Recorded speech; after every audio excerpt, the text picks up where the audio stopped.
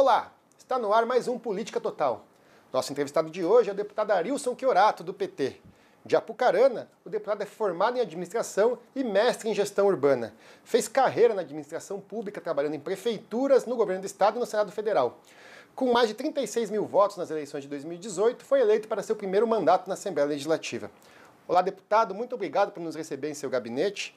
Deputado, qual que é a importância dessa sua formação acadêmica e também da experiência em gestão pública agora no mandato eletivo?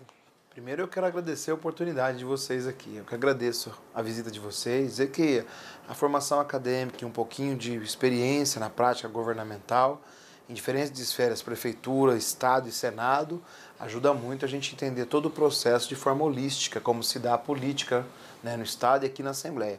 Então, vai contribuir, creio que vai contribuir muito para o desempenho das minhas atividades aqui dentro. Então, isso vai permitir que a gente tenha um olhar diferenciado para todo o trato da questão pública aqui dentro.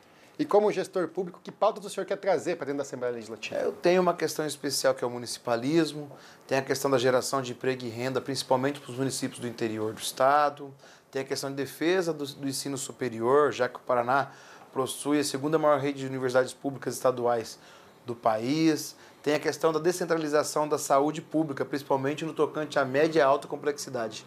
Né? Hoje, a forma que se encontra ainda é uma coisa ilógica, que as pessoas têm que se deslocar até a saúde de alta e média complexidade. A gente tem que fazer o contrário, essas unidades chegarem até as pessoas. Essa é a lógica da saúde pública. O senhor é deputado do PT, o principal partido de oposição aqui na casa. Qual é o papel de um deputado de oposição e como exercer essa oposição com uma bancada tão enxuta? O papel da oposição sempre é, primeiro, ter raciocínio lógico, ter responsabilidade e ser propositivo também. A minha postura é dar uma posição de defesa do estado do Paraná e uma oposição às coisas ruins que vêm para o Paraná. Então vai ter projeto que o governo mandar que seja importante, que vai fazer bem para a vida do paranaense, eu voto a favor. Vai ter projeto que o governo vai mandar ruim, vou votar contra. A minha defesa é o Estado, então, principalmente a questão do interior, que eu vejo que nos últimos governos, principalmente no último governo, teve um desprestígio muito grande ao interior do Estado. Não só em política, quanto em investimento. Então, acho que isso tem que ser consorciado e minha oposição aí é as coisas ruins. Ainda nessa questão partidária, que análise o senhor faz do momento que o Partido dos Trabalhadores vive hoje e que transformações o partido precisa enfrentar? Eu acho que o PT vive um momento agora ímpar, de se reencontrar com a população, de discutir coisas maiores do que só a questão partidária. E eu acho que agora vai ser um momento que o povo vai perceber realmente que o PT foi importante para o Brasil e que a gente viveu um período melhor. Eu acho que o nosso cabo maior eleitoral a partir de agora é Jair Bolsonaro, ou incompetente que caiu de paraquedas na presidência da República. O senhor se define como um deputado municipalista, né, deputado? Como levar o desenvolvimento do Estado, que é um Estado, de certa forma, privilegiado em relação aos outros estados do país, a todas as regiões, porque ainda nós temos vários bolsões de pobreza no Paraná? Sim, a gente tem vários Paranás. Embora a gente tenha um conceito de Estado único, a gente tem um Paraná dividido em várias regiões com diferenças culturais, sociais e econômicas. A gente pega o Sudoeste, tem um tipo de cultura, um tipo de economia, e torce até para o futebol do Rio Grande do Sul. A região do Norte Pioneiro, da qual eu faço parte, tem uma economia diferenciada, com potencial muito ligado a São Paulo, e tem, por exemplo, o hábito esportivo do time paulista. Eu, por exemplo, além do Apucarana que eu torço para o Santos, primeiro para o Santos. Então, assim, é uma questão cultural. E aqui a região metropolitana, que tem também a sua potencialidade econômica e social diferenciada, e tem outro tipo de cultura, etc. Tem os times da capital, etc. Estou fazendo esse link do esporte para você que está me ouvindo entender das diferenças do Paraná que a gente tem.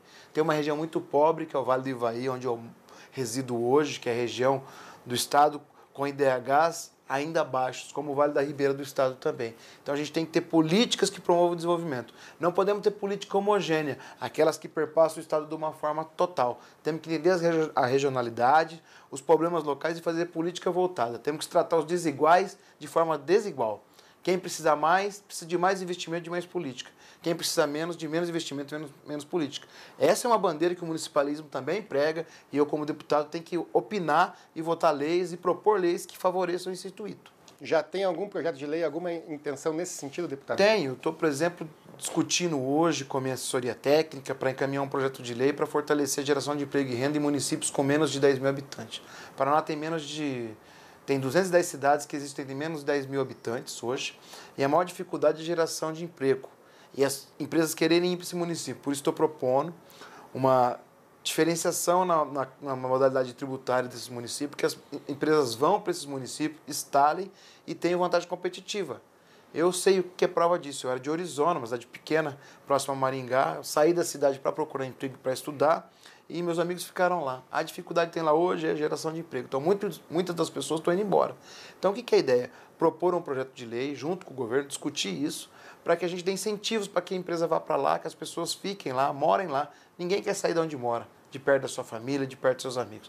Essa é uma coisa que a gente tem que fazer, e a Assembleia tem um papel preponderante em fazer isso para o Estado. Como deputado de oposição, fica mais difícil viabilizar isso junto ao governo, ou o senhor acha que vai ter um trânsito tranquilo com o governo? Eu acho que se o governo tiver a mesma responsabilidade que eu tenho com ele no trato da coisa, analisando o projeto e deixando as características político-partidárias do lado, eu acho que vai ser positivo avançar.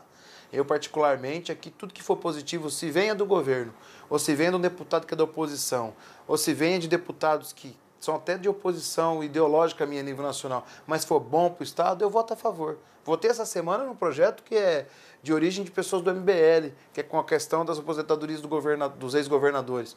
Não tem problema, temos que votar o que é bom para o Paraná, temos que votar o que é bom para o povo paranaense.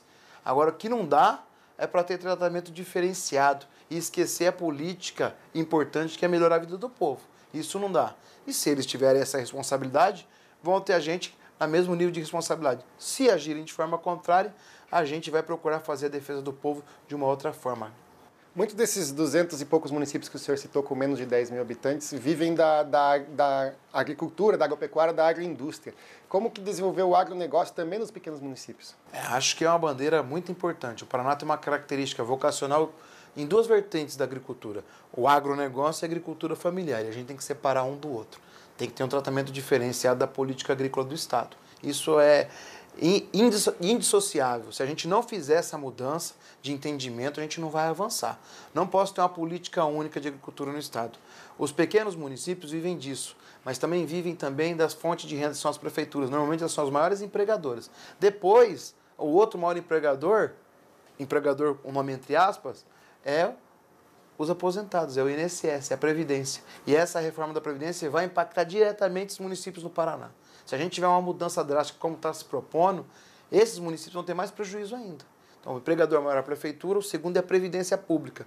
E depois a agricultura e etc. Então, a gente tem que tomar muito cuidado quando faz essa análise e fazer política voltada para isso. Temos que votar bons programas. O Paraná já teve programa muito positivo para a agricultura. Trator solidário, irrigação noturna, panela cheia, tantos outros. A gente tem que pegar experiências que foram válidas, aproveitar. Coisas boas que deixaram, até pelo governo anterior ter alguma coisa boa na agricultura, tem que manter, as ruins eliminar e propor coisas novas que mudem a realidade das pessoas. Deputado, o senhor é formado pela UEM, né, Universidade Estadual de Maringá, e é um ferrenho defensor das universidades estaduais do Estado que passa por um momento conturbado, um momento de contestação. Qual o papel dessas universidades estaduais e como que elas podem, inclusive, ser usadas nesse desenvolvimento do Estado? Eu acho que quando a gente tem uma contestação, a gente tem que primeiro explicar o porquê. A contestação que se tem hoje é um debate ideológico nacional por pessoas que não têm o mínimo de responsabilidade, que estão conduzindo o país hoje, o resultado a gente está vendo.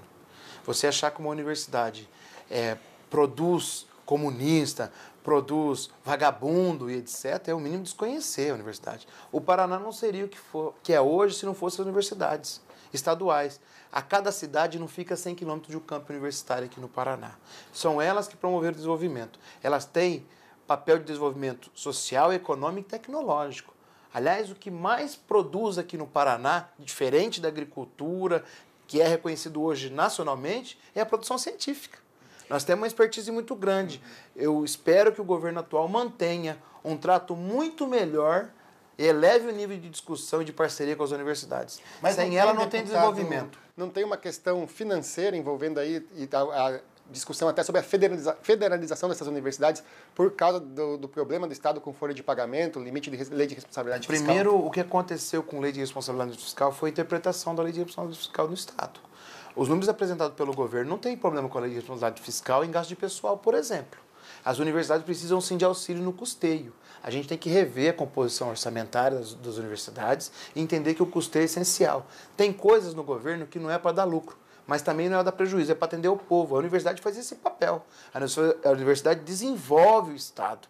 Aqui no Paraná não existiria esse Estado, dessa vanguarda econômica forte, desse saldo positivo em emprego, se não fossem as universidades. Todo lugar que tem a universidade são os lugares, os nichos econômicos mais desenvolvidos do Estado. Se você pega a UEL, a UEM, é um polo lá em cima. Se você pega aqui Curitiba, tem a presença das universidades. Você pega Cascavel, tem o UniOeste. Você pega Ponta Grossa, tem o EPG. Então, assim, como teria desenvolvimento se não tivesse? Tem toda uma expertise, tem todo um rearranjo em cima disso, político, econômico, desenvolvimentista, etc. As universidades, sem ela o Paraná seria outro, e muito pior. E dá para usar a tecnologia que a universidade produz e o conhecimento científico que ela produz para a gente voltar naquela questão do municipalismo e levar esse desenvolvimento para mais cidades menores do interior do estado? Com certeza. Eu acho que o que falta hoje é justamente esse arranjo. Como que é esse arranjo? Aproveitar das universidades também o que elas podem vender. Vender em termos de serviço. As universidades podem ter parceiros com os municípios, com o próprio estado. O estado compra muitos serviços de fora que a universidade produz. A Associação Comercial, a Federação da Indústria e Comércio, tantos outros compram serviços que a universidade tem condição de fazer. Um exemplo é esse estudo absurdo que compraram de uma fundação chamada Dom Cabral do Rio de Janeiro, que veio um estudo totalmente deturpado da realidade, feito por alguém que não conhece o Paraná. A UEM, a UEL, a UEPG, a Unespar teriam um serviço melhor de reforma administrativa, entendem mais do Estado e poderiam ofertar esse serviço. Mas mais do que isso, a gente pode vender tecnologia. A classe empresarial paranaense precisa aprender a investir na pesquisa científica, como é feito em outros países desenvolvidos, como é na Europa e como é nos Estados Unidos. Lá o setor produtivo é o que mais investe em pesquisa científica, para se apropriar da tecnologia e ela ficar mais barata. Aqui no Brasil, também no Paraná, o costume atual é de se comprar já pronta a pesquisa. E isso é um atraso de forma holística de se entender o processo de uma universidade. Para a gente encerrar, deputado, estamos chegando ao final já, queria saber do senhor, além de tudo que a gente conversou já, que outros temas o senhor acha que devem ser debatidos aqui na Assembleia, que temas o senhor quer trazer para a Assembleia e o que a Assembleia não pode deixar de discutir nesses próximos 4 anos? Eu acho que a Assembleia tem que ter um diálogo mais franco com o povo. Uma das coisas que eu defendi durante a minha eleição é uma forma de participação popular mais apurada e muito mais interativa do que apenas a rede social. Eu vejo que se elegeu muita gente por causa do discurso de rede social, é um discurso fácil. E eu acho que esse tipo de política que foi momentâneo não se mantém. A Assembleia tem que estar próxima do povo, tem que ter mais condições de interpretar a realidade. A nossa dificuldade que a gente tem hoje no Estado, talvez de repente não é implementar política, mas entender o que está acontecendo. Eu não posso ter uma política direcionada para todas as regiões de uma forma igual, sabendo que cada região é diferente uma do outro e cada município é diferente um do outro. Eu quero propor que o Estado faça política, transferência de recursos de maneira diferenciada. Por exemplo, a gente tem uma modalidade que chama transferência de recursos do Estado para os municípios fundo a fundo, para custeio, que resolve um monte de problema muito melhor do que você dar uma ambulância para a saúde. Porque, de repente, a necessidade do município é outra. E a gente tem que aprimorar as leis, principalmente a nossa questão tributária. O Paraná foi vítima de um processo de desindustrialização por causa do governo passado. Perdemos empresas para o Paraguai por conta da energia elétrica, que embora seja gerada pela mesma empresa, que é a Copel, pela mesma usina, lá a tarifa é mais barata, foram para o Paraguai. Perdemos empresas para Santa Catarina pelo regime de ICMS nosso. Perdemos empresas para São Paulo por conta da briga alfandegária, por conta da briga de legislação. Então, assim, nós só vemos um processo muito grande de desindustrialização e de menos geração de emprego. Então, isso é falta da Assembleia participar do processo e defender o Estado. A gente não pode permitir que mais Mauro Ricardos se imponham no Paraná como foi no passado.